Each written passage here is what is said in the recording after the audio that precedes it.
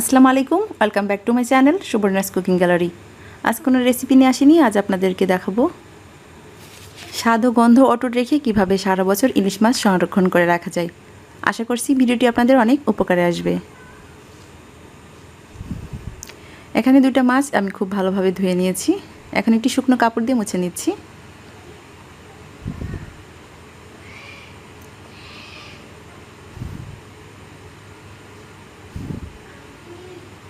এরপরে আমি টিস্যু দিয়ে মুছে নিব।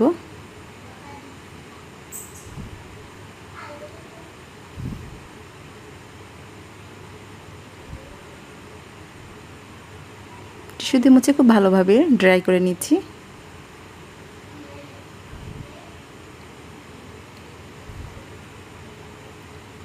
লেজটাকে কেটে একটু ছোট করে নিব।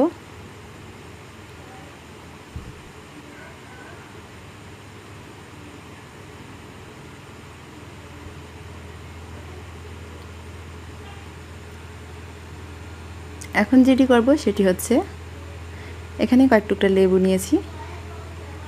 খুব ভালোভাবে মাছের কানটাকে উঁচু করে লেবুর রস দিয়ে দিচ্ছি।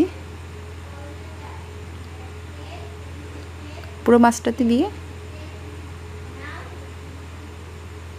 খুব ভালো করে মাছের গায়ে লাগিয়ে একটি পলি ব্যাগে করে আমি ডিপ ফ্রিজে রেখে দিব। এভাবে মাছ সংরক্ষণ করে রাখলে মাছের স্বাদ ও গন্ধ দুটোই ভালো থাকে। এভাবে সাজিয়ে রাখলে ফ্রিজে জায়গাটাও কম লাগবে।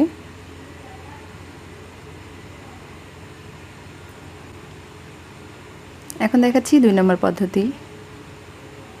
এটি হচ্ছে ভিনিগার, হোয়াইট ভিনিগার। ভিনিগার দিয়ে মাছ সংরক্ষণ করে রাখলে খারাপ হয়ে যাওয়ার বা নষ্ট হয়ে যাওয়ার কোনো সম্ভাবনা থাকে না। দীর্ঘ সময় পর্যন্ত মাছ ভালো থাকবে।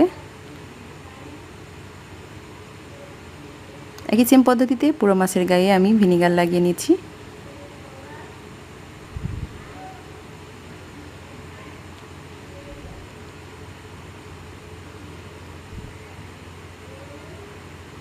এভাবে পলিব্যাগে করে রেখে দিতে হবে।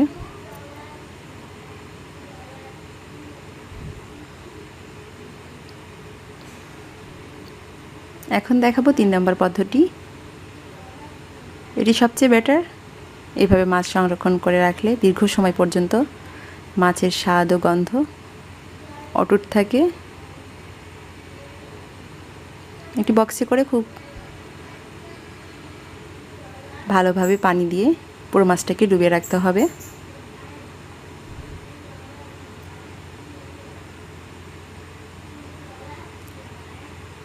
এখন ঢাকনাটি দিয়ে ফ্রিজে রেখে দিব। এক্ষেত্রে জায়গা একটু বেশি লাগতে পারে, তবে আপনারা চাইলে মাছ পিস পিস করে কেটেও রাখতে পারেন। তবে ইলিশ মাছ সব সময় আস্ত করে রাখলেই ভালো হয়, বেশি ভালো থাকে। দেখাচ্ছি 4 নম্বর পদ্ধতিটি। সবচেয়ে ইজি। মাছটাকে কেটে নিয়েছি,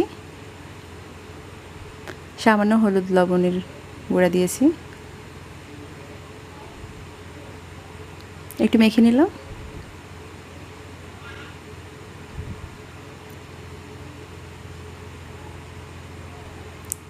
ঢাকনা দিয়ে ডিপ ফ্রিজে রেখে দিব।